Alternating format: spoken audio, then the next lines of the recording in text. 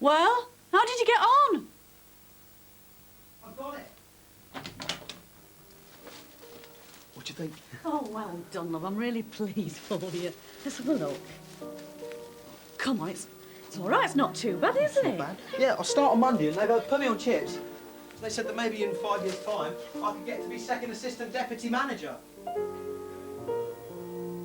Mum?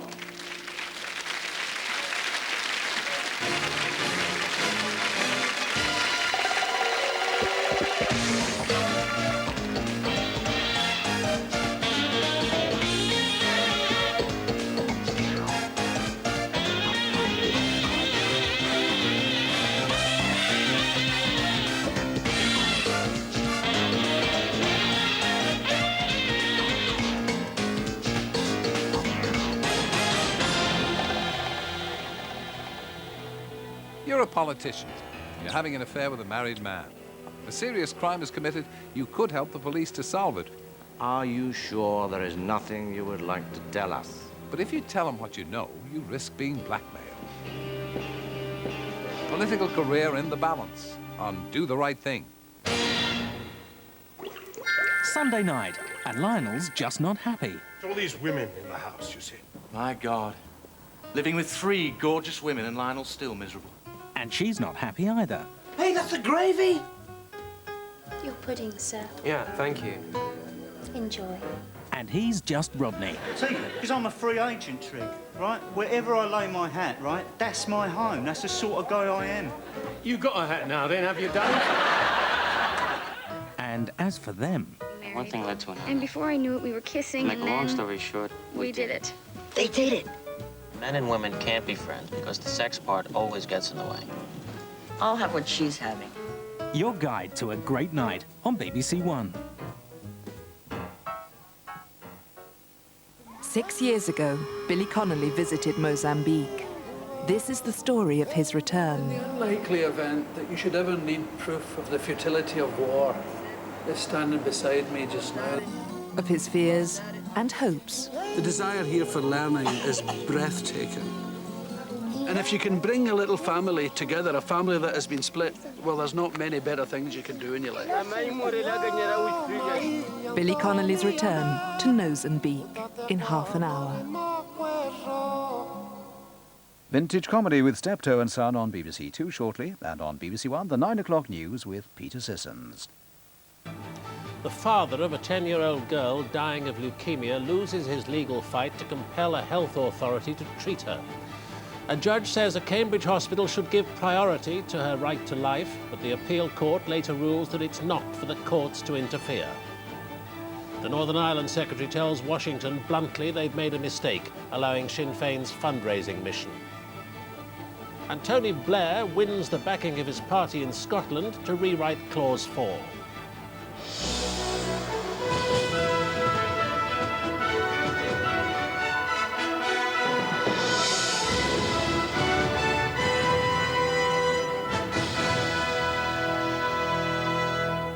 Good evening.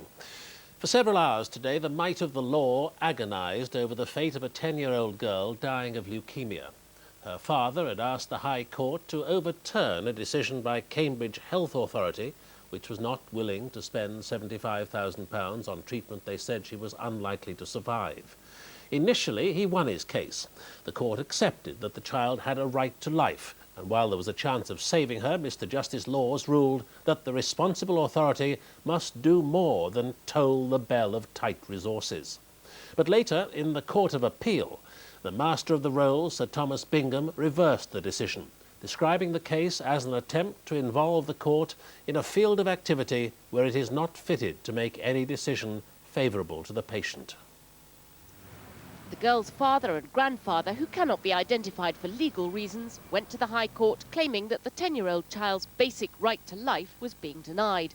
After treatment for her leukemia failed at the Addenbrooke's Hospital, Cambridge, doctors there decided not to give her a second bone marrow transplant.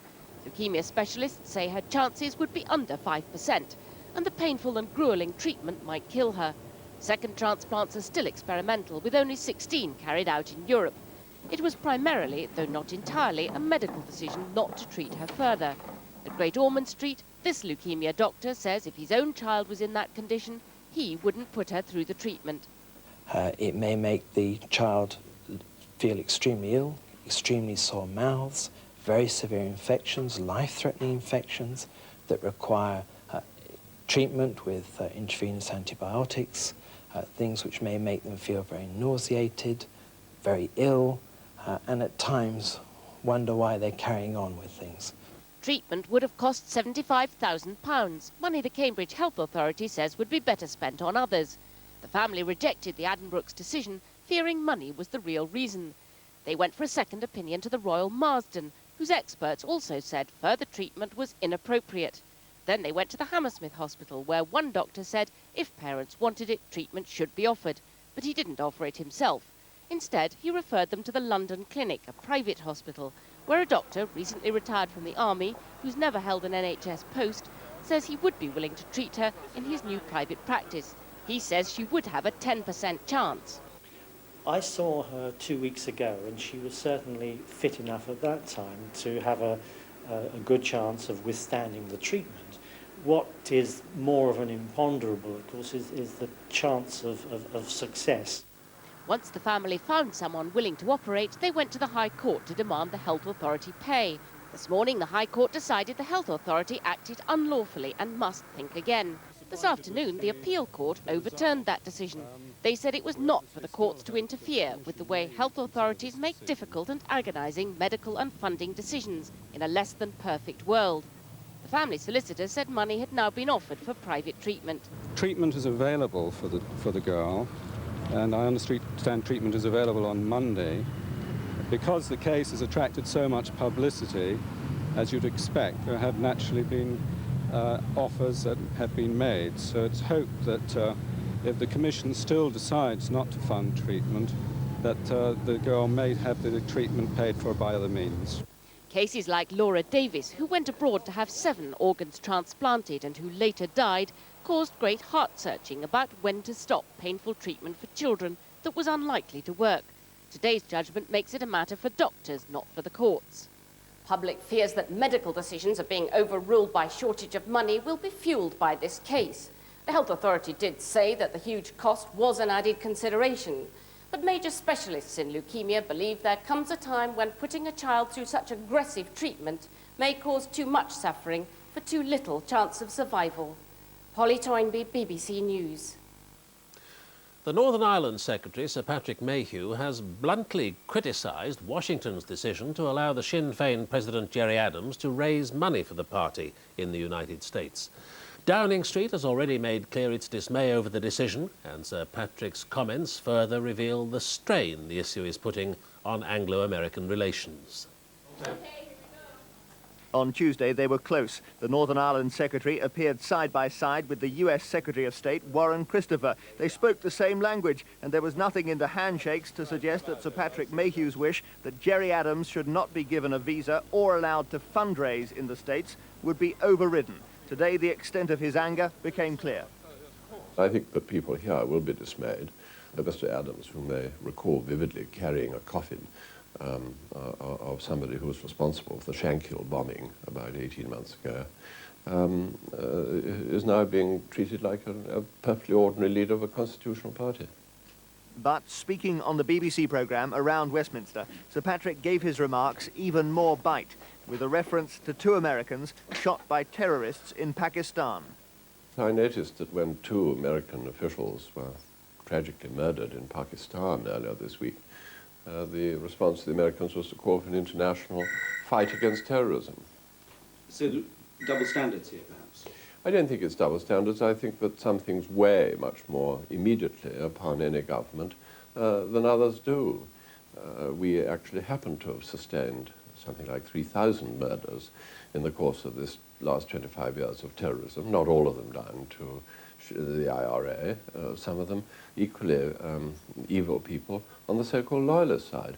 But I think that it concentrates your mind when it's your own country and your own countrymen and women who have suffered these monstrous attacks.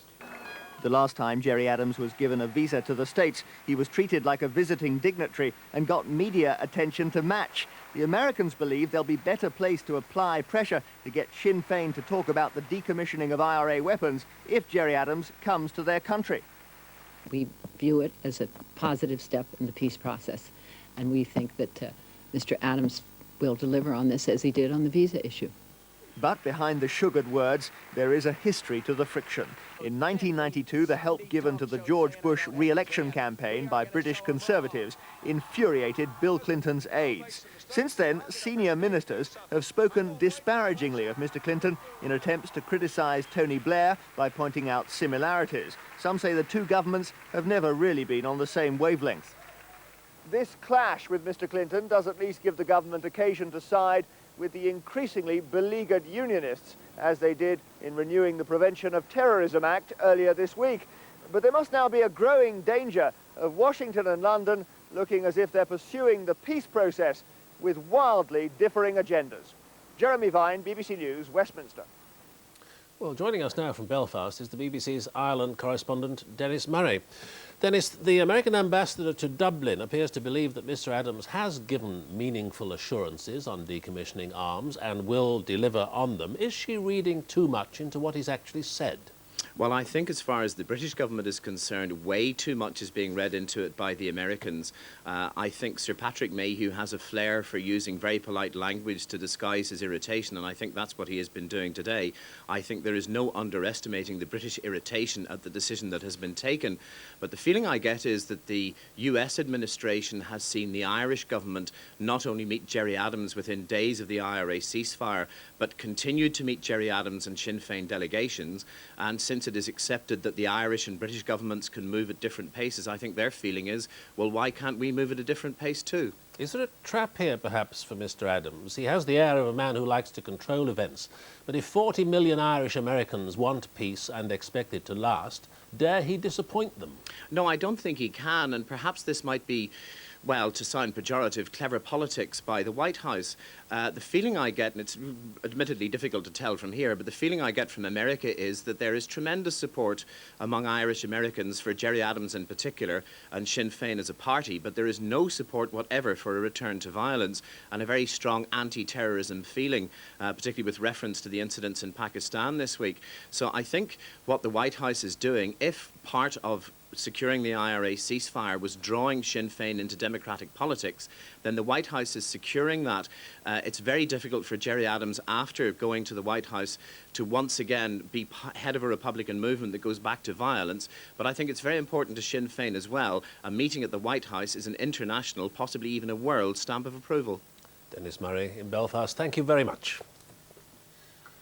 Tony Blair has won the most important battle yet in his campaign to rewrite Clause 4 of Labour's constitution at the party's Scottish conference in Inverness. Clause 4 is seen as committing the party to widespread nationalisation. The vote for change was more convincing than expected, with 58% in favour and 42% against. Our political editor, Robin Oakley, is in Inverness. Mr Blair's team had long reckoned that winning over the traditionalist Scottish Labour conference to dumping Clause 4 was one of the hardest tasks he faced in his crusade to take Labour away from class-based politics. A month ago, they'd expected him to suffer a real blow to his authority by losing today.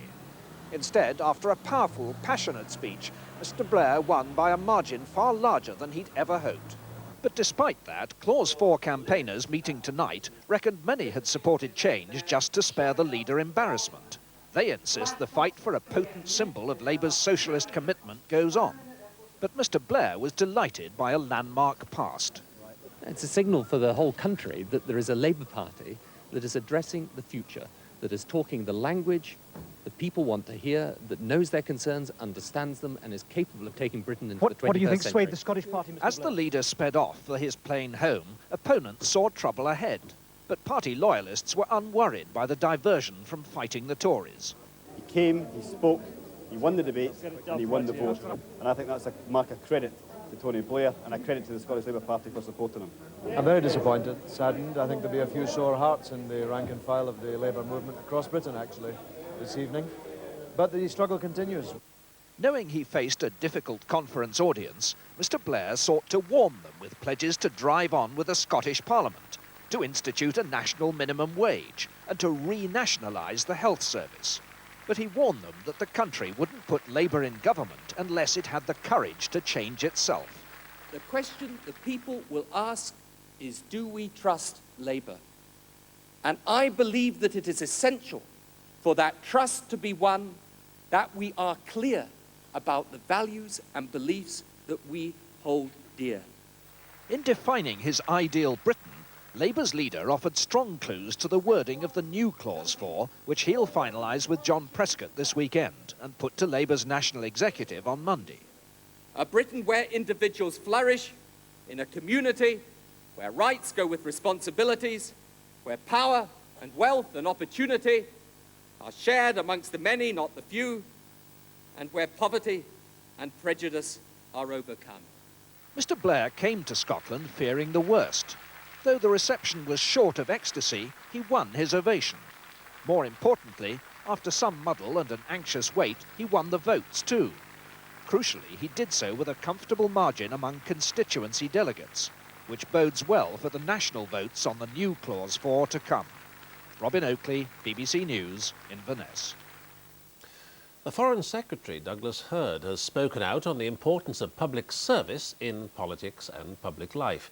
In a speech to Birmingham University students, he said achievement is not the same as making money, and he called for the idea of public service to be the dominant theme of the Conservative Party's message at the next general election. The first takeover in the privatised electricity business appears to have failed in the wake of the industry regulator's announcement that he wanted to see electricity prices reduced. The board of Northern Electric had this week reluctantly accepted a bid from the Trafalgar House Group, but when share prices crashed after the regulator's announcement, Trafalgar House reduced their offer, and tonight that was rejected by Northern. At Northern Electric tonight they were celebrating victory. The hostile takeover bid from Trafalgar House has been repulsed. Last Tuesday, despite resistance backed by the unions, it looked as if Northern had lost. But today Trafalgar lowered its original offer following the collapse in electricity share prices. But the new bid hasn't been enough. Northern Electric shares plunged over the past week. On Monday they were worth £10.56. Then on Tuesday, after the regulator's announcement, they plummeted by £2 and have been trading since around the £8 mark. That's much cheaper than Trafalgar's original offer of £11 a share, and Trafalgar said today's revised offer of £9.50 still represented a good deal for shareholders. But Northern shareholders, seen here at an earlier meeting, won't be getting the chance to vote on it. Tonight, Northern's board rejected Trafalgar's revised terms. Under takeover panel rules, a changed offer could only have proceeded with Northern's agreement, so the bid falls. The company is pleased that this takeover bid has concluded in the bid lapsing. We're very pleased to have had support from small shareholders and from staff and trades unions during the course of the bid. And we're pleased it's over and that we can get on and run the company and deliver value to shareholders in the future. Ironically, it was the generous dividends offered by Northern to persuade its shareholders to reject Trafalgar, which prompted the regulator to threaten new price curbs, causing the subsequent share price collapse. But now Northern will stay independent, and the first ever bid for a privatised electricity company has failed. John Fryer, BBC News. An RAF crew member has died and another is in hospital after their Tornado jet crashed into the North Sea 5 miles off Spurn Point and Humberside. The crew were taken by helicopter to hospital in Grimsby. The jet was on a routine training flight from RAF Coningsby in Lincolnshire. An inquiry has been set up to investigate the cause of the crash. The European Union has accused Canada of organised piracy for seizing a Spanish fishing boat in international waters. It's the latest episode in a bitter row over fishing quotas for Greenland halibut. Canadian patrol vessels using guns arrested the Spanish trawler Estay in the rich fishing grounds off Newfoundland. A Spanish warship is said to be heading for the area. What actually happened in the North Atlantic is not in dispute, only the legality of it. The Spanish vessel was fishing outside Canada's waters. The Canadians fired shots across the bows of the trawler, forcing the skipper to accept a boarding party and an escort to face charges of breaking conservation laws recently introduced in Canada. The Canadians say it's a race against time to save fish stocks from extinction. Canada is, I believe, on the right course to make it very clear that we are determined to prevent the destruction by the European fleets of the turbot stocks in the same way that over the last 5 years they destroyed virtually the last cod on the Grand Banks. But in Brussels, Europe's Fisheries Commissioner Emma Bonino called the Canadian action organised piracy. And when senior representatives of member states met, Britain backed a joint protest to Canada in very strong language, demanding the immediate release of the vessel, warning of possible action against Canada. They started this operation.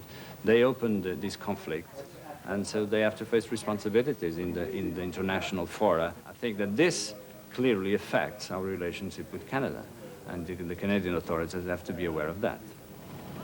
The Spanish have gone furthest to defend their fishing fleet. Madrid has dispatched a warship to the area. After all the fish disputes with Spain inside Europe, the Spanish feel strengthened this time by solidarity from their partners against Canada.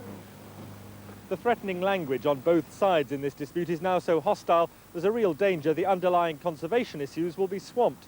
The European Commission has been asked by the member states to draw up a list of possible trade sanctions against Canada, and there's little immediate prospect of a negotiated settlement. James Robbins, BBC News, Brussels. At least 12 people have been killed and another 25 injured after a bomb exploded outside a Shiite Muslim mosque in Karachi. 3 others were shot in street protests which followed the explosion. So far this year, violent clashes between rival Shiite and Sunni Muslim factions have claimed more than 300 lives in the city. The explosion came without warning after Friday prayers in a Shia Muslim mosque. After what appeared to be a car bomb, gunmen opened fire on worshippers and beggars who were surrounding the mosque.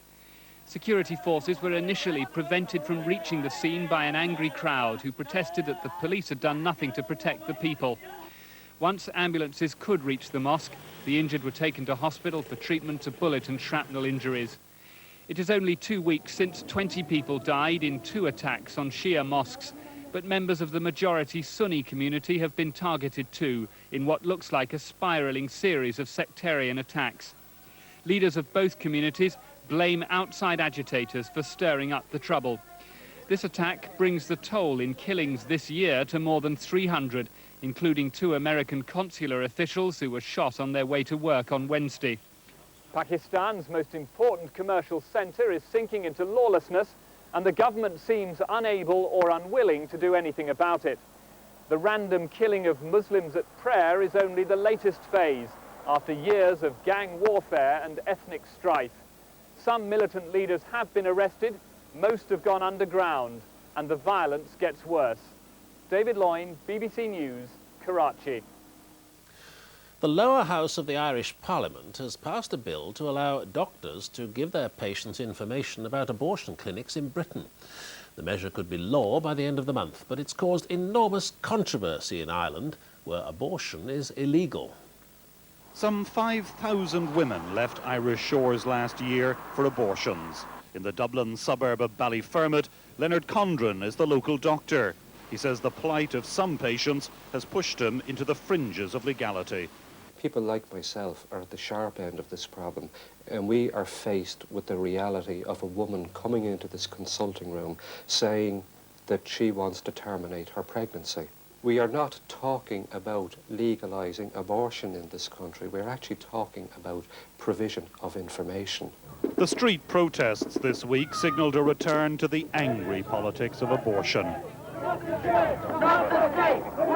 One group compared voting for this bill today to the biblical evil of King Herod. We would actually call this bill a Herod's bill.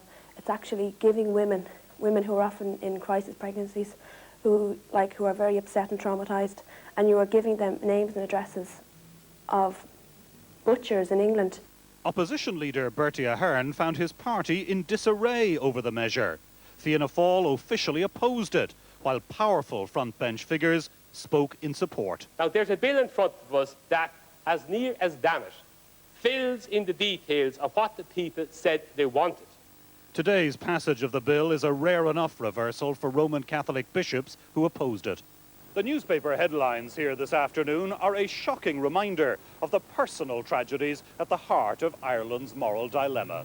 And yet all sides are agreed. that the measure, which passed through Parliament here today, will do nothing to resolve the central issues. Leo Enright, BBC News, Dublin. The biggest trial for crimes against humanity since Nuremberg has begun in Ethiopia. 60 ministers, officials and military chiefs of the brutal Mengistu dictatorship faced the death penalty on charges of mass genocide. Mengistu fled the Ethiopian capital, Addis Ababa, when his regime was overthrown 3 years ago. He's being tried in his absence for what became known as Ethiopia's Red Terror. Shackled and frailer now, Mengistu's Marxist comrades ran a state built on terror. The regime's opponents were murdered and the killings duly minuted as revolutionary measures. Families of some among 50,000 victims in 17 brutal years queue early for a courtroom seat, determined to witness a collective calling to account which could last a year. The ex-president won't be in the dock. He fled to Zimbabwe when finally toppled in 1991, despite swelling the ranks of his army to 500,000 on the back of famine aid to Ethiopia. Mengistu's revolutionary guards shamelessly filmed their own tyranny. This searching the house of a suspected dissenter. Torture and summary execution often followed. Pictures like this will be court evidence. These young men were paraded with the slogan Red Terror hung around their necks before meeting their fate. But the political massacre which launched the Red Terror is the best documented of all. Relatives watched as a shallow grave was exhumed to reveal the remains of Emperor Haile Selassie's family and most of his ministers. It happened at Addis Ababa's central jail, where many of Mengistu's revolutionary measures were dealt out.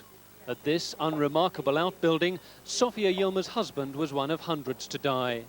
Inside, no one has yet taken down the steel bars from which prisoners were hung. It was a grimly efficient production line. On the wall opposite are the slots from which the firing squads carried out their orders. But bullet holes outside mark where Sofia's husband and the rest of the imperial officials were mown down, all 60 together. From left, right and center, the machine guns went off. You know, they just fell to the ground, of course. And those that were not dead, apparently, were shot and shot again. In court, all of Mengistu's officials deny the charges against them. Their defense is that Ethiopia's government then was recognized as legitimate by the rest of the world, and it's too late to cry genocide now. We are quite sure that genocide has never taken place in this country. Did you do the things you're accused of? No, literally no. For Ethiopia, grasping towards a democratic future, these trials will lay bare and purge an inhuman past. For the victims and their families, their scant and belated retribution for Mengistu's Red Terror. And these could yet be the model for genocide hearings elsewhere. Mike Donkin, BBC News, Addis Ababa. Here, the Football Association has decided that Wembley Stadium won't be used for either of this season's FA Cup semi-finals, regardless of which teams get through. Wembley was first used for a semi-final in 1991 when Tottenham beat their North London rivals Arsenal. It's also staged both semi-finals in the last 2 seasons. But the FA says it now feels Wembley's unique atmosphere should be reserved for the final. The symbol of the cross won't be used by many churches in their Easter advertising campaign this year because they say it carries too much cultural baggage. The church's advertising network hopes that by departing from tradition, they'll reach people who aren't normally interested in the Christian faith. But the campaign has angered many churchgoers. The poster emphasises the surprise of Christ's disciples upon meeting Jesus after his resurrection on Easter morning. Good Friday isn't mentioned and the cross isn't depicted. The whole point of this campaign, as I say, is to focus not on the crucifixion, which is the lead-up to Easter, but on the resurrection. The point we're trying to convey is that Christians are people of the resurrection. At Saatchi & Saatchi Advertising, there's astonishment that the church campaign omits a symbol which instantly communicates with the public. The cross is arguably the best-known brand logo in the entire world, certainly the Christian world. And secondly, it's not just a device, it's not just a logo, just a recognizable symbol. It actually does go right to the heart of what Christianity is about. The campaign's aimed at non-church goers, but didn't entirely impress worshippers at Evensong tonight. I would prefer to see a cross. I think Easter and the cross must go together. I haven't read that in the Bible that it says surprised. There's likely to be criticism from church leaders who favour a more traditional presentation. It smacks of being just a little bit ashamed of the cross or sweeping it under the carpet. This is central to Easter. And if they take the cross from Easter, then Easter means nothing. It's ironic that the cross is being downplayed in a church campaign just when religious symbols are attracting renewed attention in high fashion and popular culture. Andrew Burrows, BBC News.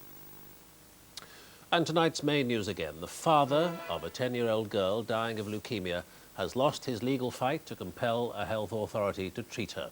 The Court of Appeal ruled that it was not for the courts to interfere. That's all from the 9 o'clock news. Good night.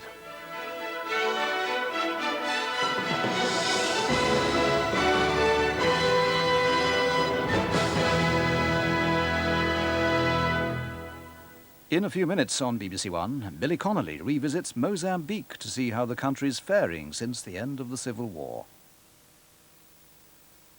Now on BBC1 North News with Steve Sutton.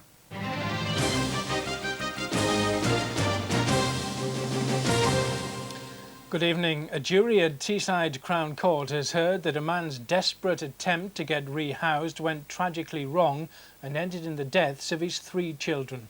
Graham Alderton denies the murder of Amy 3, Dean, who was 1, and 4-year-old Charlotte. This report from Alan Powell. The prosecution says that Graham Alderton started the fatal fire deliberately in order to be rehoused. Investigators found traces of terps halfway down the hall where the fire began. Mr. Alderton, who got out of the house first, is said to have offered several different versions of events, but there was no sign that he'd been exposed to the thick smoke and soot which had killed his children. His common-law wife, Lisa Alexander, seen here in the light coat, had been covered in greasy soot when she escaped from her bedroom. The trial takes an unusual turn when it resumes on Monday morning. The judge, court officials and the jury will all be travelling to Peterlee. The boarded-up house where the tragedy happened will be opened for their inspection. The battle for control of Northern Electric appears to be over. The company is tonight celebrating Trafalgar House's decision to withdraw its £1.2 billion takeover bid. Trafalgar tried to make a new, lower offer today, but Northern's directors refused to cooperate, causing the bid to fail. 15 people are now being questioned about a violent disturbance in Cumbria in which a pensioner collapsed and died. The disturbance happened outside a public house in Workington. And that's our news this Friday evening. I'm back with Saturday Sport tomorrow tea time. From all of us for now, though, do have a very good evening. Good evening. It was 15 degrees today in Devon. That's touching 60 Fahrenheit. Well, we're going to drop a few degrees over this weekend, but it won't be that cold, so there will be a fairly widespread frost on Saturday night. It's this line of rain that is the delineation zone.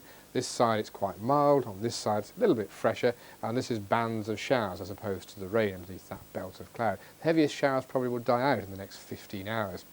There's a clearer picture. That's where the sunshine was before it got dark, and this is where it will return and probably be around tomorrow as well. But in the meantime, that belt of cloud and the fairly stiff winds, still more or less southerlies, should stop any frost tonight. It'll be quite chilly, I think, in East Anglia and also in Northern Ireland, or Ireland generally. 3 to 5 degrees is typical, but I think we'll avoid the frost. Now, there's a fairly complicated picture, but it basically means that there's a rain belt there and it's moving slowly eastwards. As it does so, that southerly wind that started off strong but will die out except in Shetland, will turn round to the northwest, a cooler direction, and the shape it shows is an anticyclone, which means generally fine weather later in the day. Won't start that way necessarily. I think it will do in eastern England, that bit of sunshine, the odd light shower, and of course the showers around amongst the sunshine in Northern Ireland. But the rain belt, stretching from southwest England through Wales, up through Northern England into much of eastern Scotland, will slowly move eastwards during the day and end up again through the Midlands and eastern England. Behind that, 1 or 2 showers, but basically I think a fine end to the day. The majority of the showers will probably be in the Highlands of Scotland, and again at height there will be a little bit more snow, so the thaw will probably cease. Temperature-wise, well, we're up to 13s in this wet belt, back down to 9s and 10s as the wind goes round to a northwesterly, but that is still above the average for this time in March. Now there's Sunday's chart. That's the ridge that's going to give us a frost overnight on Saturday. That might change things later in the day, but basically a fine start, though a cold start to the day. Clouding up in Scotland and Northern Ireland, but still temperatures of 9 or 10 degrees. BBC 2 now is at the World Figure Skating Championships in Birmingham for the climax of the ice dance. We are just going to be friends, okay? Men and women can't be friends because the sex part always gets in the way. It's amazing. You look like a normal person, but actually you are the angel of death. What do you want from me? I don't want anything from you! Fine. It all happened when Harry met Sally. Sunday at 9:05 on BBC1. Fresh from college, a rather bewildered Dustin Hoffman is the graduate, getting initiated into the ways of the world in the Oscar-winning comedy in 55 minutes. A marriage made in heaven. What does her father do? He's in business. 1, 2, 1, 2, 3. To have and to hold. Our family's perfect for him. For better or for worse. Wedding's a wedding, has to be organised. It's a mixed marriage, right? What would you do if it was your daughter? On the case and on the run. I love you, Dad. Billy Connolly stars in Down Among the Big Boys, tomorrow at 9:15 on BBC1. In a different kind of role, Billy Connolly has next week's comic relief in mind now on BBC1 as he flies back to Mozambique.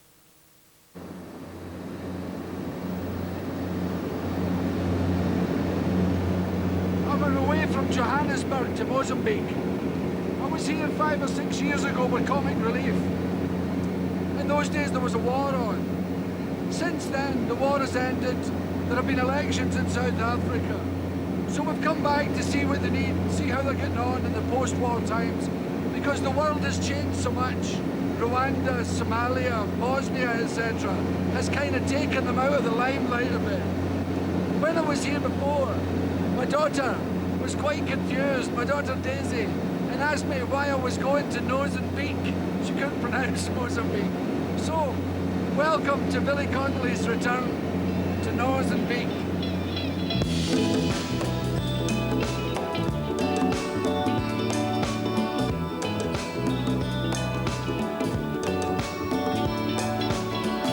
6 years ago, it would have been impossible to fly into Mozambique from South Africa.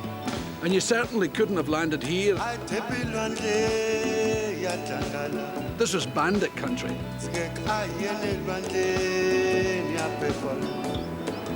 The fighting has now stopped, and the two sides, Renamo and Frelimo, are working together to try and repair the damage done by 16 years of war.